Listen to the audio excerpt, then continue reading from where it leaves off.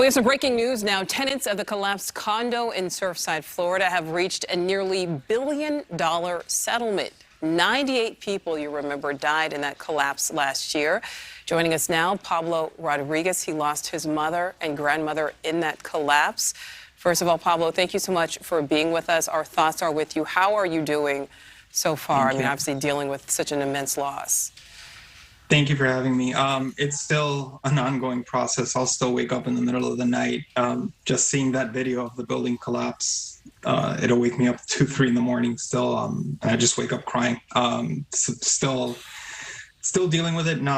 Definitely not over it. Not moving on. So right. It's an ongoing process. Absolutely. And I know that, this is close to $1 billion. Obviously, money could never replace your mother nor your grandmother. What are your thoughts on this settlement? You said it. Money is, there's no amount of money that will ever make this okay. Given our legal system and the options available, I think it's the best result we could have hoped for. Cuts years of litigation off to try to at least resolve this aspect of it.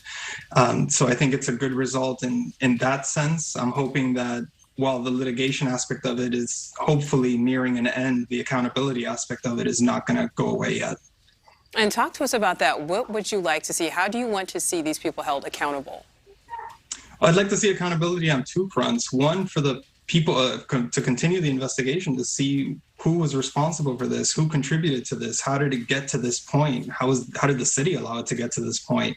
So I think there needs to be accountability in that respect. There also needs to be reforms, which all of the politicians came down and promised reforms that they were going to happen. Both sides of both political parties were in agreement that this needed to happen. Condo boards need oversight. There needs to be stricter and more frequent inspections. And yet the Florida legislature failed in dramatic fashion when it came to that. So approaching a year now, it's going to be interesting to see what they promise and how much they care about what actually needs to happen when they had all the support and failed to do anything about it. Do you think there will be change? Are you positive? Do you feel like that will happen? Not at all. I was hesitant when it first happened, hopeful that there would be change. It's needed. Anyone that lives in Florida knows the situation with condo boards. They run their own fiefdoms and they are completely ill-equipped to handle life or death decisions, major decisions, not through malfeasance, although in the Surfside situation, that was alleged that there was misappropriation by the board. But in just general situations, it's individuals that are ill-equipped to handle construction concerns, structural issues. There needs to be serious oversight. There was an agreement that should happen, and yet here we are with nothing done about it. Well, I know, I'm not too hopeful they're going to move forward with anything. Pablo, do you feel like this gives you any sense of closure in any way, this settlement?